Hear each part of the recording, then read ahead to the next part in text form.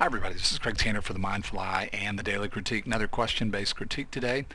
The image that we're going to be looking at is this stunning landscape image created by Dave, who's an intermediate photographer from California. Dave shot this with a Canon 50D, an effective focal length of 60 millimeters. I wanted to talk about the focal length here right now for just a second.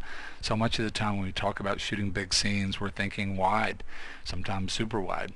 And here Dave's shooting a little bit longer than normal. 50 millimeters effectively would be normal. And one of the things that's doing for him here is really helping the city and the background and the bridge and these islands from becoming very perspective distortion diminished. If we were to go to wide or super wide, 24 millimeters effectively or wider, could really render these subjects in the background as just extremely diminished relative to the foreground piling. So I wanted to mention that and just keep encouraging you to think about the idea of perspective distortion, what a powerful concept it is in photography. Your camera is always perspective distorting in some way. There's so many different aspects of distortion, and the way I like to think about perspective distortion is making it work in my favor.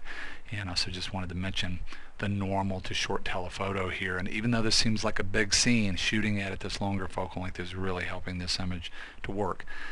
Exposure trio ISO 100 f8 93 seconds. Dave has forced a very long exposure here by using a 6-stop neutral density filter. Neutral density is a filter that's dark everywhere. So much of the time we think about using this to slow the shutter down, like Dave has done here. He's combined 6 stops of neutral density with a 3-stop split neutral density filter, and that's different than neutral density. Split neutral density filter is a filter that is dark on top, light on the bottom. We associate it a lot of times with these kinds of shots, landscapes, where we potentially could have a very bright sky and dark foreground, can help to even out the exposure. I want to talk more about the use of the split filter here just a couple of minutes when we get to one of Dave's questions. I'm going to paraphrase heavily here Dave's backstory. He's given us a lot of great information, but ultimately he says he wanted to get a fresh shot of the San Francisco cityscape. This is a very mature subject, as he mentions in his backstory.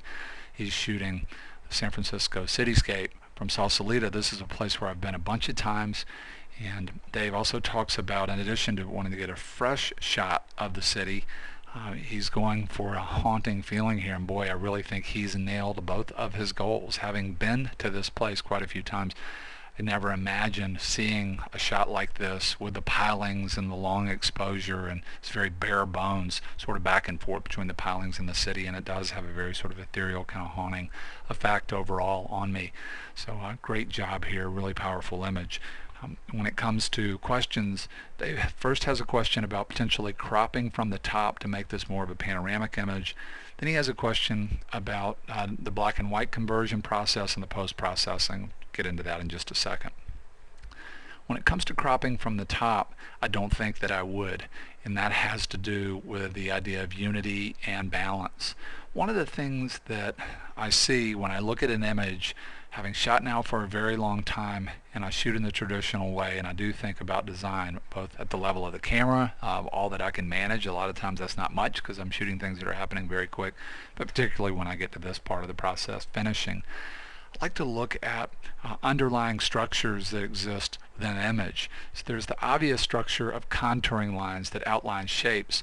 So many people that teach design will talk about the implication of structure, implied line. An implied line, one example of implied energy and implied line would be connecting the dots in between two very important subjects where the viewer's eye might tend to want to really move back and forth. Another implied line would be outlining the tops of all the buildings and then coming at the base here and saying there's an implication of this shape.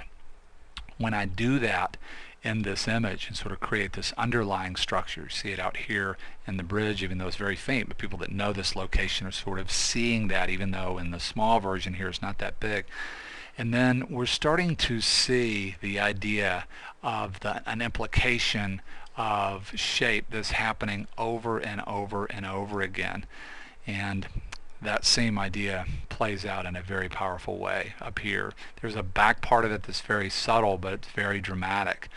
you have a lot of spear shapes and real obtuse triangle shapes, some very dramatic angles.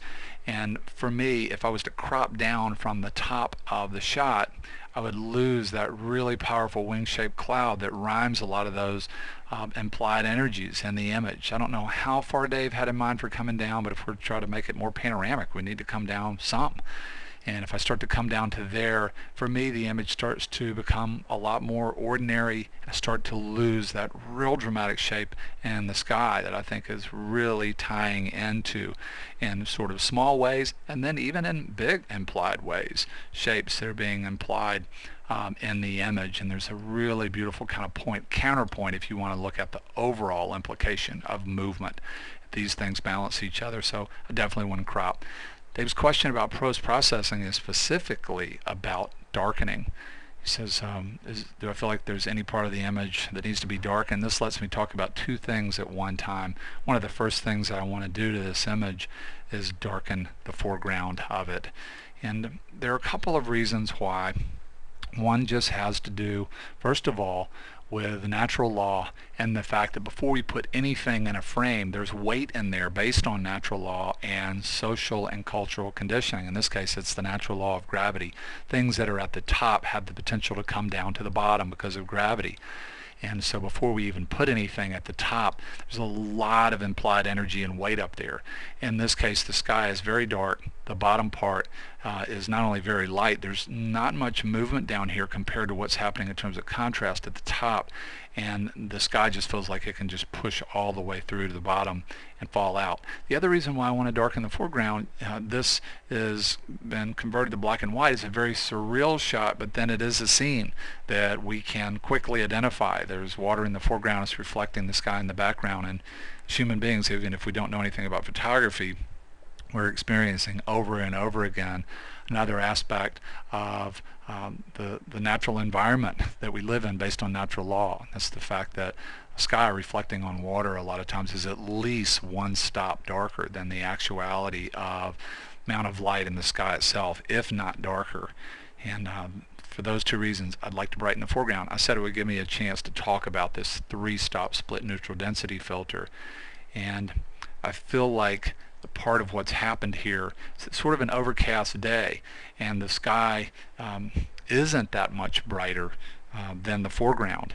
And by using a 3-stop split filter, if it's been pushed down to here, dark here and clear here, it's really opened the water way up. And this is a scene where I probably would have stayed away from that filter. Now, one of the things I have to say is Dave may have been using that in his effort to go to a longer exposure because it's blocking quite a bit of light, and that would help him to slow down quite a bit. In a perfect world, I'd rather just keep adding on neutral density, a filter that's dark everywhere, so that I didn't open up the foreground this much. I mean, the nice thing is you can look at the histogram right here and see that we have detail, and it is very easy to take very bright pixels and darken them. It's not so easy to take dark pixels and brighten them because there's not much energy here to begin with, and if we try to brighten dark areas, a lot of times we run out of energy or information.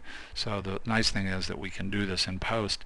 First thing I would do to this image is just darken the foreground. I've done it in a quick, rough way so that we can just look at the feeling of structure. I want you to also see that in addition to darkening the foreground, I darkened these areas, and I did it to push this idea of implication of shape to help to tie all of these ideas together and to create a little bit more of a back and forth between the pilings and the city. One more time, here's before and here is after. I think you could also push here for a very dark image overall, almost a feeling of it like it's been shot at night. And here is that version, and here's a version where I backed off on the sky just a little bit. I like this version quite a bit right here, but I also enjoy the darker version. And one of the neat things about this image is that because Dave has good detail everywhere, and mostly if I was working on this, what I would want to do is darken areas that are really bright, then you can go a long way sort of playing with balance in this image. And like I said, much easier to darken than it would be to brighten areas that are dark. Fantastic image. Really appreciate Dave submitting it. Great information that he gave us, technical backstory. Gave us a chance to talk about quite a few things today. I hope you got a lot out of it. Would love to hear your feedback about the video. Thank you for being here. Hope to see you again real soon on the Mindfly.